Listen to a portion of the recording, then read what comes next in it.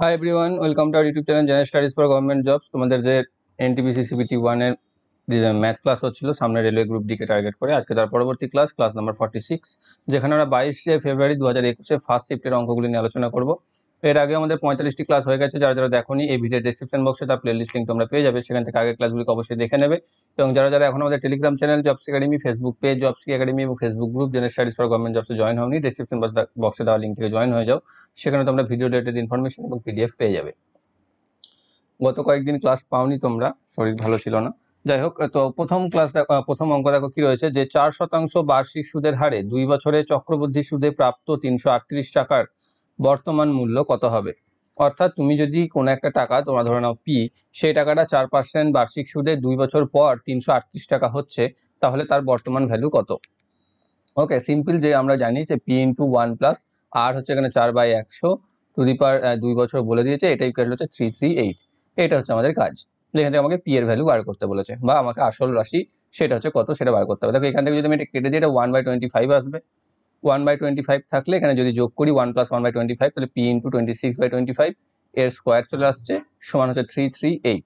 যেখান থেকে আমি পাচ্ছি পি গণিত, এখান থেকে আমি এটা বর্গ করে নিই, সহজ এগুলো, 676/625 সমান 338। এখানে দেখো 338 কে 676 দিয়ে 2 দিয়ে কেটে যাবে, এখানে পড়ে থাকবে 1, বা পি ইকুয়াল হচ্ছে 2 ইন্টু 2/762 625 ইকুয়াল টু 1, বা পি ইকুয়াল টু হচ্ছে উল্টে যাবে এদিকে গেলে, বা 625/2, যেটা হচ্ছে 312.5 বা 312 টাকা 50 পয়সা। অপশন নাম্বার এতে রয়েছে। পরবর্তী দেখো, এই অঙ্কটা একটু জটিল, ঠিক আছে। সেই রকম দেখবে একটা দুটো থাকবে তোমাদের পরীক্ষার সেটে এরকম অঙ্ক, যেটা তোমাদের একটু টাইম নিয়ে নেবে, কঠিন নয়, একটু টাইম নেবে। আর ঠিক সেরকম কিছু অঙ্ক থাকবে যেগুলোতে তোমাদের টাইম যতটা লাগার কথা ততটাও লাগবে না, ঠিক আছে। তো এইটা হচ্ছে সেই রকমই একটা বড় অঙ্ক বলতে পারো, যেখানটা আমাদের একটু সময় চলে যাবে। তো সবার ফার্স্টে কি রয়েছে এখানে দেওয়া সেটা দেখে নাও, যে 1 + 1 + sin cos 1 + cos θ sin θ minus sin square θ 1 + cos θ minus sin θ 1 - cos θ equal to কত। ক্লিয়ার। তাহলে এখানে প্রথমে আমি কি করবো, এখানে দেখো সাইন স্কোয়ার থিটা দেওয়া আছে, সেই সাইন স্কোয়ার থিটাকে 1 - cos স্কোয়ার থিটাতে আমি করে নেবো, চেঞ্জ করে নেবো। তাহলে এখান থেকে আমি পাচ্ছি 1 - 1 + cos theta by sine theta minus sine square থিটাকে কি বললাম 1 - cos স্কোয়ার থিটা করে নেবো by 1 + cos theta minus sine theta by 1 - cos theta. এবার এখানে দেখো 1 - cos স্কয়ার থিটা, এটাকে আমি 1 স্কয়ার - cos স্কয়ার থিটা করতে পারি। তাহলে a স্কয়ার - b স্কয়ার ফর্মে a + b * a - b তে ভেঙে যাবে। a + b * a - b যদি ভেঙে যায়, দেখো a + b 1 + cos থিটা, সেটা দেখো নিচে তো অলরেডি রয়েছে, তাই তার সাথে সেটা কাটা যাবে। তাহলে 1 - 1 + cos theta by sin theta, এখান থেকে মাইনাস পড়ে কি থাকবে 1 - cos থিটা,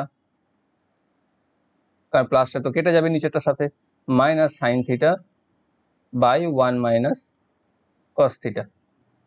ক্লিয়ার। এবার এখানে তুমি যদি ব্র্যাকেটটা তুলে দাও, তাহলে -1 হয়ে যাবে, আর প্লাস cos থিটা হয়ে যাবে যদি ব্র্যাকেট তুলে দাও, তাই না। বাইরে মাইনাস রয়েছে যেহেতু, তাহলে -1 যদি হয়ে যাবে, দেখো এই -1টার দিকে +1টা কেটে যাবে, তাই না, সেটি তো 1 প্লাস ছিল। ওকে, তাহলে এইদিকে +1, এদিকে -1টা কেটে গেল। তাহলে আমি এখান থেকে কি পাচ্ছি, এবার যদি আমি এটাকে যোগ করে দিই বা বিয়োগ করে দিই, তাহলে লসাগু চলে আসবে sin theta into 1 - cos theta, এখানে 1 - cos থিটা আর এখানেও sin থিটা। তাহলে এখানে যদি sin থিটাকে দিয়ে ভাগ করি, তাহলে 1 - cos থিটা থাকছে, 1 - cos থিটাকে 1 + cos থিটা দিয়ে গুণ করলে 1 স্কয়ার - cos স্কয়ার থিটা চলে আসবে। আমি একবারে করে দেবো, ঠিক আছে, আমি একবারে করে দেবো।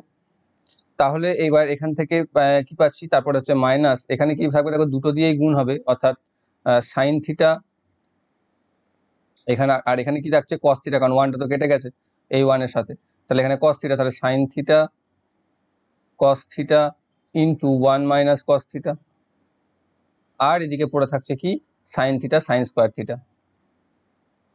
এবার দেখো এখানে মাইনাস cos স্কয়ার থিটা রয়েছে, এখানে মাইনাস sin স্কয়ার থিটা রয়েছে। এই sin স্কয়ার থিটাকে যদি আমি এইদিকে নিয়ে চলে আসি, যে এইভাবে যদি লিখি আর কি, 1 - cos square theta plus sin square theta লেখা যাবে, তাই না। মাইনাসটাকে বাইরে বার করে নিয়ে, তাহলে তার ভ্যালু হচ্ছে কত, তার ভ্যালু হচ্ছে, আমরা জানি যে sin theta plus sin square theta plus cos square theta value হচ্ছে 1, তাহলে এর জায়গায় যদি 1 বসিয়ে দিই, তাহলে এই দুটো তুলে সেই 1টা দেখো আবার এই 1 এর সাথে বিয়োগ হয়ে যাবে, কেটে যাবে, অর্থাৎ আমি এই 3টেকে কেটে দিতে পারি।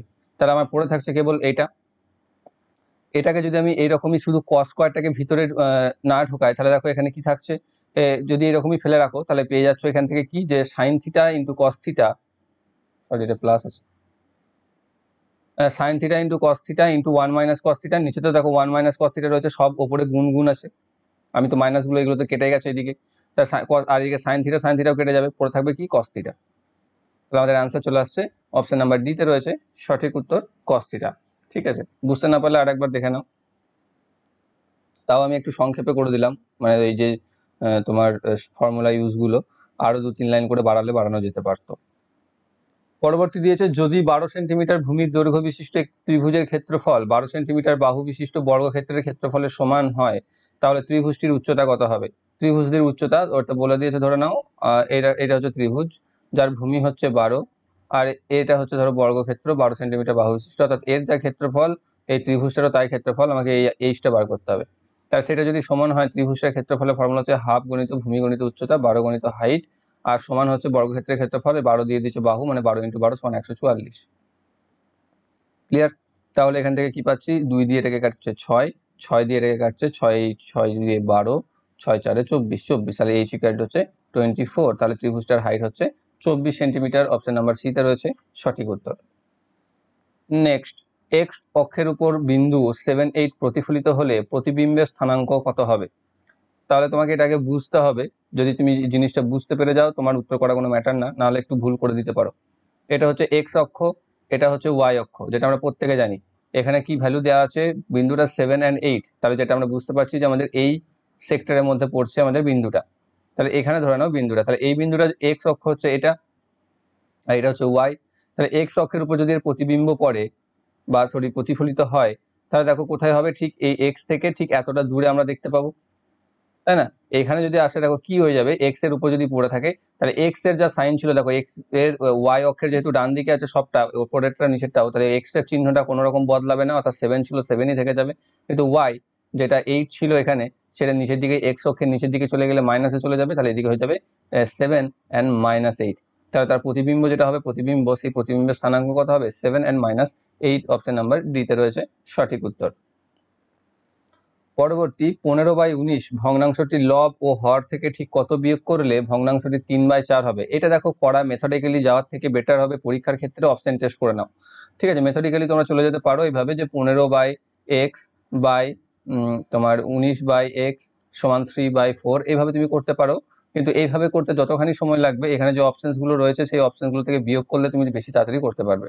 ক্লিয়ার? তো অপশন হয়ে যাবে 3 সঠিক উত্তর। দেখো 3 বাদ দিয়ে দিলে এখানে চলে আসছে 12, আর এখানে 3 বাদ দিলে চলে আসছে 16, তাহলে 12/16, এখানে 4 দিয়ে কেটে 3/4, তাহলে আমাদের পেয়ে যাচ্ছি 3/4, যেটা এখানে বলেছে। বাকিগুলোতে অবশ্যই আসবে না। ওকে, তো অপশন টেস্ট হচ্ছে এটা বেস্ট পরীক্ষার ক্ষেত্রে, নয়তো মেথডিক্যালি তুমি এইভাবে করতে পারো, 15 - x বাই 19 - x ইকুয়াল হচ্ছে 3/4।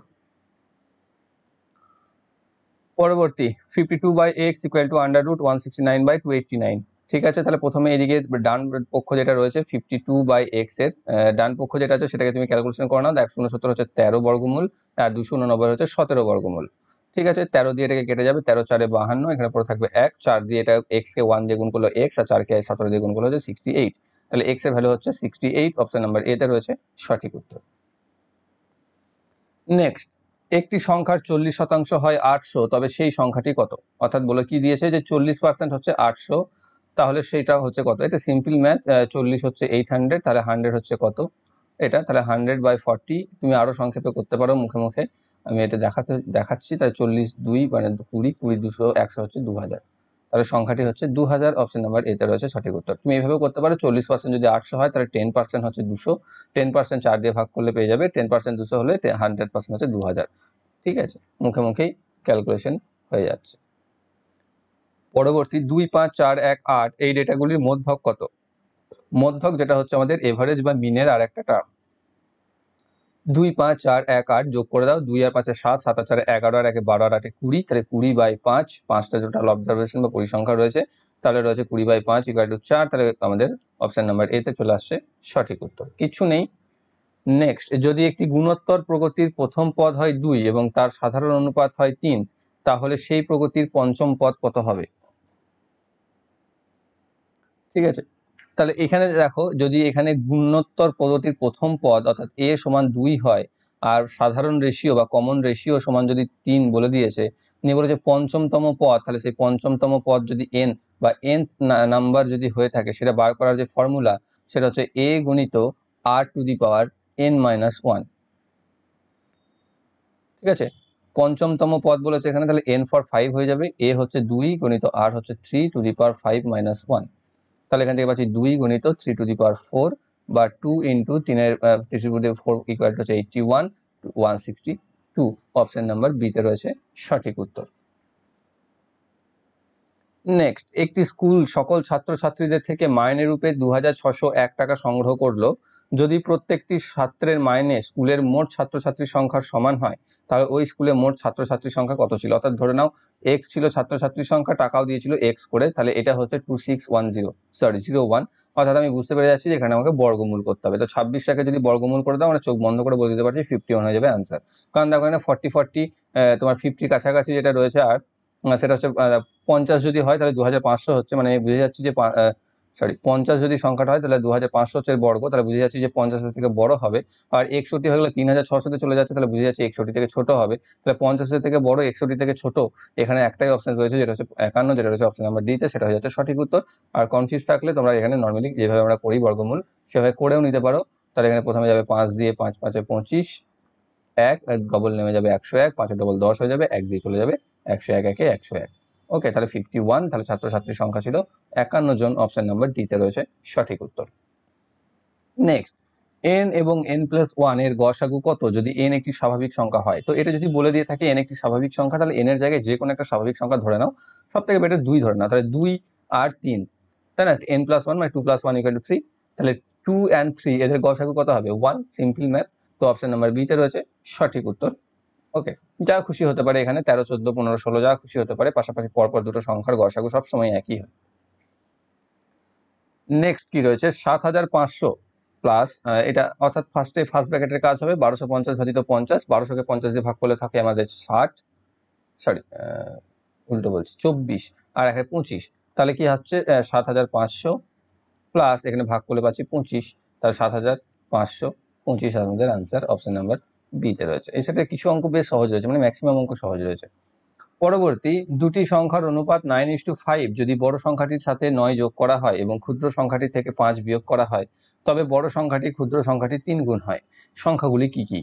অর্থাৎ এটাও ঠিক সেম, আমি বলবো যে পরীক্ষার ক্ষেত্রে এগুলিকে অপশন টেস্ট হচ্ছে সব থেকে বেস্ট মেথড। তা না হলে যদি তুমি একদমই না জেনে থাকো অপশন টেস্টের ব্যাপারে, তবেই তুমি এগুলোকে, আর হাতে অগাধ সময় থাকে, তবেই তুমি এগুলোকে ম্যাথামেটিক্যালি বা মেথডিক্যালি করতে যাবে, নয়তো এগুলোকে মেথডিক্যালি করা ফালতু টাইম নষ্ট করা হবে।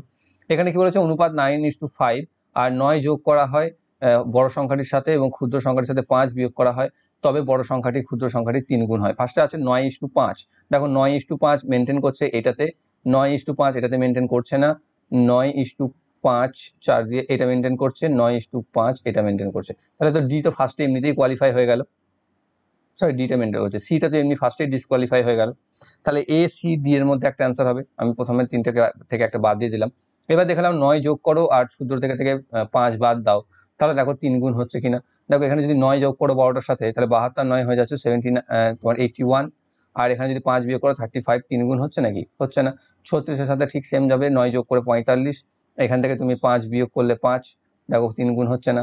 এখানে 36 সাথে 9 যোগ করো 5 45, এখানে 5 বিয়োগ করে দেখো 15, 15 3 45, তাহলে আমাদের অ্যান্সার চলে আসছে। অপশন নাম্বার সি হয়ে যাচ্ছে সঠিক উত্তর। আর যদি এইভাবে না হয়, তাহলে তোমাকে সংখ্যা দুটি ধরে নিতে হবে 9x and 5x। ঠিক আছে, 9x এর সাথে যদি আমি 9 যোগ করি আর 5x এর সাথে যদি আমি 5 বিয়োগ করি, তাহলে এর 3 গুণ হচ্ছে এটা, অর্থাৎ এটা ইন্টু 3 সমান হচ্ছে এটা। এটা হচ্ছে তোমাদের সমীকরণ আসবে, যেখান থেকে আমাকে x এর ভ্যালু বার করতে হবে, তারপর তুমি সংখ্যা দুটিকে পেয়ে যাবে। পরবর্তী, নল 1 একটি চৌবাচ্চা খালি করতে পারে 6 ঘন্টাতে, যখন নল 2 খালি করতে সময় নেয় 18 ঘন্টা। যদি একই সাথে দুটি নল সক্রিয় থাকে, তবে সমগ্র চৌবাচ্চাটি খালি করতে কত সময় লাগবে? তাহলে একটা নল কি করছে? খালি করছে 6 ঘন্টায়, আর একটা নল খালি করছে 18 ঘন্টায়। তাহলে এরকম যদি দেওয়া থাকে দুটি একসাথে কাজের ক্ষেত্রে কি করতে জানি আমরা, যে সময় দুটো যেটা দিয়ে দিয়েছে 6 ঘন্টা, তা তাদের গুণফল, সরি কোথায় চলে গেল, 18 বাই তাদের যোগফল, মানে এটা ফর্মুলা হচ্ছে xy by x plus y, একসাথে কাজ করলে। ঠিক আছে, তাহলে xy হচ্ছে 6 × 18 ডিভাইডেড বাই 6 প্লাস 18। তাহলে এখান থেকে আমি পাচ্ছি 6 গুণিত 18 বাই 24। তাহলে এখান থেকে কাটলে 6 4 24, 18 বাই 4 মানে হচ্ছে 4 4 16.5, 4.5। অপশন নাম্বার এতে রয়েছে সঠিক উত্তর। পরবর্তী, যদি y সমান 5 হয় তাহলে 10y into under root y cube minus y square equal to কত? সিম্পল y এর ভ্যালু তুমি পুট করে দাও। y এর ভ্যালু পুট করে দিলে এখানে 5 এর কিউব, এখানে হয়ে যাবে 5 এর স্কোয়ার, এখানে হয়ে যাবে 5। তাহলে এখান থেকে পাচ্ছি আমি 50 গণিত আন্ডার রুট 125 মাইনাস 25। তাহলে এখান থেকে 50 ইন্টু একশো আন্ডার রুট 100 মানে হচ্ছে 10। তাহলে 5 10 50 10 500। অপশন নাম্বার সিতে রয়েছে সঠিক উত্তর। পরবর্তী, যদি 6টি দ্রব্যের ক্রয় মূল্য 7টি দ্রব্যের বিক্রয় মূল্যের সমান হয় তাহলে কত শতাংশ লাভ বা ক্ষতি হবে? অর্থাৎ ধরে নাও প্রতিটা দ্রব্যের ক্রয় মূল্য 1 টাকা করে, তাহলে 6টি দ্রব্যের ক্রয় মূল্য হচ্ছে 6 টাকা, যেটা হচ্ছে 7টি দ্রব্যের বিক্রয় মূল্যের সমান। অর্থাৎ 7টা দ্রব্য বিক্রি করছে 6 টাকাতে, অর্থাৎ 7টা দ্রব্যের ক্রয় মূল্য কত হওয়া উচিত? 7 টাকা ছিল। অর্থাৎ 7 টাকার জিনিস এসে 6 টাকায় বিক্রি করছে, মানে লোকসান করছে কত টাকা? 1 টাকা লোকসান করছে। কত টাকায়? 7 টাকায়। তাহলে 7 টাকায় যদি 1 টাকা লোকসান করে তাহলে 100 টাকায় কত টাকা লোকসান করবে? 100 বাই 7 আমাদের চলে আসবে 7 14 98, 7 2 14, 7 8 56, 7 5 35 এরকম আসবে। অর্থাৎ 14.28 আমাদের অপশনে রয়েছে, দেখো সেটা হয়ে যাচ্ছে সঠিক উত্তর। অপশন নাম্বার সরি এটা ক্ষতি হবে, অপশন নাম্বার বি তে চলে আসবে। দেখেছো, এটাও ভুল হয়ে যায়, হ্যাঁ এটা লাভ আছে। তো অপশন নাম্বার বি রয়েছে 14.28% ক্ষতি হবে। নেক্সট, নিম্নলিখিত ডেটাগুলির মধ্যমা এবং বহুলক অর্থাৎ মিডিয়ান এবং মোড মান বার করতে বলেছে। মিডিয়ান এবং মোড হচ্ছে কি, বহুলক হচ্ছে সংখ্যাগুরু মান, যেটাকে আমরা বাংলাতে বলে থাকি। অর্থাৎ যেটা ফ্রিকোয়েন্সি মানে যেটা বার, যতবার সব থেকে বেশি বার যেটা রয়েছে সেটা তুমি দেখে নাও। এখানে বুঝতে পারছো যে 3 একবার, 2বার, 3বার রয়েছে, বাকি কোনোটাই 3বার নেই। এখানে 5 আছে 2বার, 7 আছে 2বার, 2 আছে 2বার, কিন্তু 3ই একমাত্র যেটা 3বার আছে। তাহলে আমি বহুলক পেয়ে যাচ্ছি 3, বহুলক 3। আর এখানে মধ্যমা কত? মধ্যমা বার করতে গেলে কি করতে হয়? অ্যাসেন্ডিং আর ডিসেন্ডিং অর্ডারে আমাকে কাউন্ট করতে হয় মিডিল ভ্যালুকে। তাহলে এখানে কটা ভ্যালু রয়েছে টোটাল? 1 2 3 4 5 6 7 8 9 10টা, মানে 5th and 6th এর মাঝখানে হবে। তাহলে 5th and 6 বার করে না, তাহলে ছোট থেকে শুরু করি আমি। 2 1 2 3 4 5, তাহলে 5 নম্বরে পাচ্ছি 3, আর তারপরে আছে 6 নম্বরে 5, 6 নাম্বার আছে 5। তাহলে কি পাচ্ছি এখানে? একটা পাচ্ছি 3 আর 5, এদের দুজনের মধ্যে এভারেজ করে দাও, তাহলে 8/2 মানে হচ্ছে 4। তাহলে আমাদের মধ্যমা পেয়ে যাচ্ছি কত? 4, আর বহুলক পাচ্ছি 3। তাহলে আমাদের অ্যান্সার হয়ে যাচ্ছে 4 and 3। অপশন নাম্বার সি তে রয়েছে সঠিক উত্তর। নেক্সট, একটি সমীকরণের মূল হলো -2 এবং 3, তবে সমীকরণটি কি? সমীকরণের মূল -2 and 3 বলতে বোঝাচ্ছে যে একবার হচ্ছে x এর ভ্যালু -2 আর একটা হচ্ছে x এর ভ্যালু 3, সরি মাইনাস নয় 3। অর্থাৎ কি, এখানে আমি বলতে পারবো যে x এর মান যদি আমি -2 আর 3 বসাই তাহলে এটা ম্যাচ করবে। সেটা তুমি এখানে নাম্বার পুট করে দিতে পারো, বা আর একটা করতে পারো, x -2 যদি হয়ে থাকে তার মানে তোমার সমীকরণটা হচ্ছে x + 2, আর এখান থেকে পাচ্ছি আমি যদি সমান 0, আর এখান থেকে পাচ্ছি x - 3 সমান 0। তাহলে x + 2 ইন্টু x - 3 এই দুটোকে গুণ করে দিলেই আমি অ্যান্সার পেয়ে যাব। এটা কি পাচ্ছি দেখো, x² - 3x + 2x - 6 সমান 0, বা x² - x - 6 = 0। কোনটায় রয়েছে? x² - x - 6 = 0। Option number D তে রয়েছে সঠিক উত্তর। এটা হচ্ছে বেস্ট মেথড, তুমি একটু বেশি তাড়াতাড়ি করতে পারবে। আর যদি ফার্স্টে দেখে বুঝে যাও তবেই তুমি করতে পারবে অপশন টেস্ট করে, বা তুমি নাম্বার পুট করে। ঠিক আছে, যেখানে তুমি x এর জায়গায় -2 and 3 বসিয়ে দেখে নিলে সেটা করতে পারো, কিন্তু সেটা 4টেতে বসানোর আগে আমার মনে হয় যেন এটা হয়ে যাবে।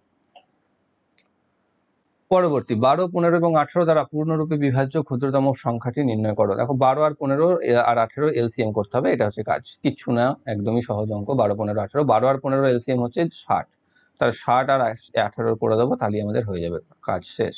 তাহলে এখান থেকে দেখো দুটোকে 6 দিয়ে চলে যাচ্ছে, তো দুটোই যেহেতু 6 দিয়ে চলে যাচ্ছে, তাই প্রায় মৌলিক না হলেও আমি করতে পারি। তাই 6 10 60, আর এখানে হচ্ছে 6 3 18, তাহলে আর যাচ্ছে না, তাহলে 6 10 60, 60 3 হচ্ছে 180। তাহলে 180 হচ্ছে সেই ক্ষুদ্রতম সংখ্যা যেটি 12 15 এবং 18 দ্বারা বিভাজ্য। বা মুখে মুখে তুমি পেয়ে যাবে 12 15 180, 180 টাকা 18 দ্বারা বিভাজ্য যাচ্ছে। ঠিক আছে, পরবর্তী রয়েছে একজন লোক 5 কিলোমিটার প্রতি ঘন্টা গতিতে হেঁটে একটি সেতু 15 মিনিটে পার হয়। সেতুটির দৈর্ঘ্য কত মিটারে বার করতে বলেছে। তাহলে 5 কিলোমিটার যাচ্ছে কত? 1 ঘন্টায়। আমি যদি মিটারে কনভার্ট করে নিই তাহলে যাচ্ছে 5000 কিলোমিটার, যাচ্ছে 60 মিনিটে। তাই তো, আমাকে বার করতে হবে 15 মিনিটে কত যায়। 15 মিনিট মানে কি, 60 মিনিটের 4 ভাগের 1 ভাগ। বা 1 ঘন্টার 4/1 তাহলে 5000কে 4 দিয়ে ভাগ করে দিলেই আমি আমাদের অ্যান্সার পেয়ে যাব। আমার অত মেথড দেখে লাভ নেই। 5000কে 4 দিয়ে ভাগ করে দিলেই পেয়ে যাচ্ছি আমি কত, 1250। অপশন নাম্বার এতে রয়েছে সঠিক উত্তর। 1250 মিটার হচ্ছে সেতুটির দৈর্ঘ্য।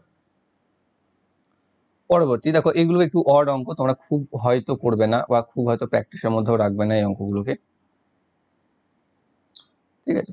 তো সেক্ষেত্রে কি হচ্ছে দেখো, যে x² + y² - 3x - 4y + 1 = 0 এই বৃত্তের সাপেক্ষে 1 and 2 বিন্দুর অবস্থান কোথায়? বৃত্তের উপরে, বৃত্তের মাঝখানে, বৃত্তের বাইরে, বৃত্তের ভিতরে নাকি নির্ণয় করা সম্ভব নয়। ঠিক আছে, তো এটা হচ্ছে x আর y ধরে নিতে হবে, x and y। যদি এটা হয়ে থাকে তাহলে বৃত্তটির অবস্থান কোথায় হবে? যদি x এবং y এর ভ্যালু আমি পুট করি, পুট করে যদি ভ্যালু 0-র থেকে বেশি আসে, যদি 0-র থেকে বেশি আসে তাহলে জানতে হবে সেটা বৃত্তের বাইরে অবস্থান করবে। যদি 0 থেকে কম আসে তাহলে হবে ভিতরে, আর যদি সমান 0 আসে তাহলে হয়ে যাবে উপরে। এই 3 ধরনের আসবে। এবার তোমাকে এখানে x and y এর মানটাকে এখানে পুট করতে হবে। x এর ভ্যালু আছে 1, তাহলে 1 স্কোয়ার প্লাস y হচ্ছে 2, তাই 2 square minus 3 into 1 minus 4 into 2 plus 1 equal to 0। এখান থেকে পাচ্ছি 1 plus 4 minus 3 minus 8 plus 1 equal to 0। প্লাসগুলোকে যোগ করো, 4 আর 5, 5 আর 6, তাহলে 6 মাইনাস 11 ইকুয়াল টু 0, বা এখান থেকে মাইনাস 5 ইকুয়াল টু 0। দেখো আমার কি এসছে, -5 এসছে না? -5টা কি 0 থেকে ছোট, অর্থাৎ বৃত্তের ভিতরে অবস্থান করবে। অপশন নাম্বার ডি তে রয়েছে সঠিক উত্তর। পরবর্তী, যদি প্রতিদিন 8 ঘন্টা কাজ করে 24 জন লোক একটা কাজ 15 দিনে শেষ করে, তবে সেই একই কাজ 10 দিনে শেষ করতে কতজন লোক লাগবে যদি তারা প্রতিদিন 6 ঘন্টা করে কাজ করে? ওই m1 × w1 × h1 ওইভাবে তুমি বা t1 ইকুয়াল টু করে করতে পারো। তাহলে এখানে কি আছে, 8 ঘন্টা করে কাজ করছে 24 জন লোক, সময় লাগছে 15 দিন। তাহলে 10 জন দিনে শেষ করতে 6 ঘন্টা করে কাজ করতে কতজন লোক লাগবে? সিম্পল হচ্ছে এটা। তাহলে লোক লাগবে কত, সমান 8 গণিত বা এখান থেকেই করতে পারো, কেটে দিতে পারো। 6 দিয়ে 4 4 24, এখান থেকে 5 দিয়ে 2, 5 দিয়ে 3, 2 দিয়ে আবার এটাকে 2 দিয়ে কেটে যাও, তাহলে 3 দিয়ে 6 8 48, তাহলে পেয়ে যাচ্ছি 48। আমার সময় লোক লাগবে কত, 48 জন। অপশন নাম্বার ডি বি তে রয়েছে সঠিক উত্তর। পরবর্তী, যদি x সমান 1/√2 + 1 হয় তাহলে x + 1 মান কত হবে? তুমি এটাকে অনেক রকম ভাবে করতে পারো এই অঙ্কটাকে, তার মধ্যে তোমার যেটা সহজ মনে হবে তুমি সেটাতে করবে। ঠিক আছে, এক সিম্পল x এর জায়গায় সেটা বসিয়ে দিতে পারো। x এর জায়গায় হচ্ছে √2 + 1 করে মান বার করতে পারো, যেখান থেকে আমি পাচ্ছি 1 + √2 + 1 √2 + 1, যেখান থেকে আমি পাচ্ছি 2 + √2 √2 + 1। উপর থেকে √2 কমন নিলে √2 × √2 + 1 √2 + 1 নিয়ে √2 1 √2 + 1 কেটে যাবে, পরে থাকছে √2, যেটা হয়ে যাচ্ছে অ্যান্সার। এটা একটা উত্তর, sorry √2 answer, option number C তে। আর একটা কি হতে পারে, এখানে দেওয়া আছে x = 1/√2 + 1। তুমি যদি x এর জায়গায় √2 + 1 কে নিয়ে চলে যাও আর x 1 এর জায়গায় এটা নিয়ে চলে আসো, তাহলে পেয়ে যাচ্ছ 1/x = হচ্ছে √2 + 1। 1/x এর ভ্যালু যদি √2 + 1 হয় তাহলে x এর ভ্যালু কত হবে? x এর ভ্যালু হবে √2 - 1। এটা আমরা প্রত্যেকে জানি। এখানে x এর ভ্যালু যদি এটাও চলে আসে বা এটাতে আমি করে দিতে পারি, তাহলে দেখো আরো তাড়াতাড়ি হয়ে যাবে। এই √2 + 1, যেটা সরি -1 + 1 -1 + 1 কেটে যাবে, পরে থাকবে √2, আমাদের অ্যান্সার চলে আসবে ডিরেক্টলি। ঠিক আছে, এটা দেখো, এই জিনিসটা তুমি যদি খাতাতে করতে যাও তাহলে তোমার এই দিকেই যাওয়াই বেটার। কিন্তু এটাকে তুমি যদি মুখে মুখে বা মনে মনে করে নিতে পারো, কারণ আমরা জানি যে x এর ভ্যালু যা হয় √2 + 1 যদি হয় তাহলে 1/x এর ভ্যালু হয় √2 - 1। তো এখানে x এর ভ্যালু দিয়ে দিয়েছে 1/√2 + 1, তাহলে আমি সেখান থেকে যদি এইভাবে নিয়ে চলে আসি যে x এর ভ্যালু হয়ে যাবে তাহলে √2 - 1, তাহলে দেখো √2 - 1 + 1 এ -1 + 1 কেটে যাবে এবং √2 আমাদের অ্যান্সার চলে আসবে। অপশন নাম্বার সি তে রয়েছে। পরবর্তী রয়েছে, একটি ঘরের মেঝের পরিসীমা 18 মিটার, ঘরটির উচ্চতা হচ্ছে 3 মিটার, তাহলে তার দেওয়ালের ক্ষেত্রফল কত হবে? ওকে, তো মেঝের পরিসীমা আমি ছবি এঁকে বোঝানোর চেষ্টা করি একটু। মেঝের পরিসীমা দিয়ে দিয়েছে মানে 4টে দৈর্ঘ্য প্রস্থের যোগফল এটা, আর হাইট দিয়ে দিয়েছে 3, অর্থাৎ এইটা এদিকেও থাকবে হাইট, এদিকেও থাকবে হাইট, এদিকেও থাকবে। আমাকে এই 4টি যে দেওয়াল আমি পাচ্ছি সেই 4টি দেওয়ালের ক্ষেত্রফল বার করতে হবে। তাহলে দেখো, এই দেওয়ালটার ক্ষেত্রফল হচ্ছে কি, উচ্চতা গণিত দৈর্ঘ্য। এই দেওয়ালটার ক্ষেত্রফল হচ্ছে কি, উচ্চতা গণিত প্রস্থ। তাই তো, সেটাই দেখো রিপিট হবে এদিকে একবার এদিকে। তাহলে 3 গণিত উচ্চতা দৈর্ঘ্য হবে একবার, 3 গণিত দৈর্ঘ্য হবে একবার, আর একবার হবে প্লাস 3 গণিত প্রস্থ। এটা করলে আমি দুটোর পেয়ে যাব। এবার এটা যেহেতু রিপিট আসবে সেটাকে আবার 2 দিয়ে গুণ করতে হবে, কারণ এইদিকে এই দেওয়ালটা যা, এই দেওয়ালটা তাই, এই দেওয়ালটা যা, এই দেওয়ালটা তাই। ঠিক আছে, এবার দেখো এখানে 3টা দুটোতেই রয়েছে না, সেই 3টাকে যদি আমি কমন নিয়ে নিই তাহলে 2 ইন্টু 3টা কমন নিয়ে নিলে দৈর্ঘ্য প্লাস প্রস্থ এখানে চলে আসবে। ঠিক আছে, দৈর্ঘ্য প্লাস প্রস্থ যদি চলে আসে, এখানে আমার পরিসীমা দিয়ে দিয়েছে 18। পরিসীমার ফর্মুলা কি? 2 ইন্টু দৈর্ঘ্য প্লাস প্রস্থ সমান 18। তাহলে শুধু দৈর্ঘ্য প্লাস প্রস্থ দুইটার দিকে ভাগ হয়ে যাবে 9। তাই দৈর্ঘ্য প্লাস প্রস্থ যদি 9 হয় তাহলে 2 গণিত 3 গণিত 9, তাহলে 2 গণিত 27 সমান হচ্ছে 54। অপশন নাম্বার সিতে রয়েছে সঠিক উত্তর। পরবর্তী, এগুলির মধ্যে ক্ষুদ্রতম ভগ্নাংশ কোনটি? 4টে ভগ্নাংশ আমাকে দিয়ে দিয়েছে, 7-এর 6, 7-এর 9, 4-এর 5, 5-এর 6। তো প্রথমে দুটোকে দেখো, 7/9, 7/9, সরি 7/6, 7/9, এই দুটোকে বাদ দাও আপাতত। তাহলে এখানে 7/6 আর 7/9 দেখো লব একই আছে। লব যদি কোনো ভগ্নাংশ সমান হয় তাহলে যার হর ছোট হবে সেই ভগ্নাংশটি বড়, যার হর বড় হবে সেই ভগ্নাংশটি হচ্ছে ছোট। অর্থাৎ আমি বুঝে যাচ্ছি 7-এর 6 হচ্ছে বড় আর 7-এর 9 হচ্ছে ছোট। তাই 7-এর 6 যেহেতু বড় সেটা আমার ফার্স্টেই বাদ চলে গেল, কারণ আমাকে ক্ষুদ্রতম ভগ্নাংশ খুঁজতে বলেছে। এবার দিয়েছে 7-এর 9 আর এখানে 4 নম্বরে চলে এসো, 7-এর 9 আর দিয়েছে 5-এর 7। যদি দেখো লব আর হরের মধ্যে ডিফারেন্স সেম, এখানেও 2 এখানেও 2, তাই না? 7 আর 9-এর মধ্যে 2 পার্থক্য, এখানেও 5 আর 7-এর মধ্যে 2 পার্থক্য। পার্থক্য যদি একই হয় তাহলে যেটা যত বড়তে থাকবে সেটা বড় হবে, যেটা ছোটতে থাকবে সেটা ছোট হবে। অর্থাৎ এখান থেকে আমি বুঝে যাচ্ছি যে 7-এর 9টা হচ্ছে বড় আর 5-এর 7টা হচ্ছে ছোট, তাহলে আমি পেয়ে যাচ্ছি 7-এর 9টাও বাদ। এবার থাকছে 4-এর 5 আর 5-এর 7। ঠিক আছে, 4-এর 5 আর 5-এর 7। এখানে দেখো কি রয়েছে, 5/7 আর এখানে রয়েছে 4/5। এটাকে তুমি যদি কেবলমাত্র গুণ করে 5-7, যেহেতু ভগ্নাংশ 35 দিয়ে গুণ করে দাও, 5-7 35, তাহলে 5-7 35, এখান থেকে পাচ্ছ 28 আর এখানে পাচ্ছ 5-25। তাহলে কে ছোট রয়েছে? 25টা ছোট, তাহলে 5-এর 7 যেটাই হচ্ছে সব থেকে ছোট ভগ্নাংশ। অপশন নাম্বার বি তে রয়েছে সঠিক উত্তর। পরবর্তী, একজন ব্যবসায়ী দ্রব্যগুলির দাম ক্রয় মূল্যের 10% বেশি রেখে তাতে 10% ছাড় দিল, তার কত শতাংশ লাভ কিংবা ক্ষতি হলো? অর্থাৎ সে যা ক্রয় মূল্যে কিনেছে তার 10% বাড়ালো, বাড়িয়ে আবার 10% ছাড় দিয়ে দিল। তাহলে কি হবে? যদি একদম সিম্পল এই অঙ্কগুলোকে 100 ধরে করে দেবে, ধরে নাও তার ক্রয় মূল্য ছিল 100, তা সে 10% বেশি রাখলো, মানে সে দাম বাড়িয়ে দিল 10 টাকা, মানে করে দিল 110 টাকা। এবার তারপর সে আবার 10% ছাড় দিয়ে দিল, তাহলে 110-এর 10% কত? 11 টাকা, তাই না? 110-এর 10%, বা তুমি যদি 10% ছাড় দিয়ে দাও তাহলে দাম কত পড়ছে? 90/100 করে দিতে পারো। 0000 মানে হচ্ছে 99 টাকা। তাহলে তুমি অ্যাকচুয়ালি বিক্রি করে পাচ্ছ 99 টাকা, কিনেছিলে কত টাকায়? 100 টাকায়। তাহলে কি হলো? 99 টাকা যদি পাও তাহলে 1% ক্ষতি হয়ে গেল। অপশন নাম্বার সি তে রয়েছে সঠিক উত্তর। বা এটাকে এই ফর্মুলাতেও করতে পারো, plus minus x plus minus y plus minus x y by 100, এভাবেও করা যায় যতদূর আমার মনে পড়ছে। একদম। পরবর্তী, 40 জনের একটি শ্রেণীতে ছাত্রছাত্রীদের সংখ্যা ছাত্রদের সংখ্যার 3/5, তাহলে সেই শ্রেণীতে বা ওই শ্রেণীতে মোট ছাত্রের সংখ্যা কত? 40 জনের একটি শ্রেণীতে ছাত্রী সংখ্যা হচ্ছে ছাত্রদের 3/5। আমাকে ছাত্র বার করতে বলেছে, ছাত্র হচ্ছে এক্স, ছাত্রী হচ্ছে এক্স ইন্টু 3/5, মানে হচ্ছে 3x/5। তাহলে এই দুটো যোগফল হচ্ছে 45 জন, যেটা আমাকে টোটাল বলেছে। এর যদি যোগ করি 5x + 3x হয়ে যাবে, 8x/5 আসবে, সমান হচ্ছে 40। 8 দিয়ে এটা কেটে যাবে, 8×5 = 40 আর x হয়ে যাবে 5×5 × 25। তাহলে ছাত্র সংখ্যা হচ্ছে 25 জন। অপশন নাম্বার ডি তে চলে আসছে সঠিক উত্তর। পরবর্তী, 3.127, 7-এর মাথায় পৌনঃপুনিক বা আসন্ন দশমিক বা আবৃত দশমিক, সেই সংখ্যাটিকে ভগ্নাংশে প্রকাশ করো। এটা কিভাবে ভগ্নাংশ করা যায়? পুরো সংখ্যাটাকে লিখে দাও 3127, যেটার মাথায় মাথায় পৌনঃপুনিক নেই সেই সংখ্যাটা বাদ দিয়ে দাও 312, ডিভাইডেড বাই একটার মাথায় আছে মানে একটা 9 আর দশমিকের পর 3টে সংখ্যা মানে বাকি দুটো 0। এটা 3127 - 312 যদি আমি বিয়োগ করি, বিয়োগ করলে পেয়ে যাচ্ছি 2815 বাই 900। আমি দেখতে পাচ্ছি দুটোই 5 দ্বারা বিভাজ্য, 5 দিয়ে 5 5 এ 25, 3 1 5 6 30, 1 5 5 3 এ 15, 563, 5 18 90, তাহলে 563/180, যেটা আসলে আসছে অপশন নাম্বার ডি। পরবর্তী,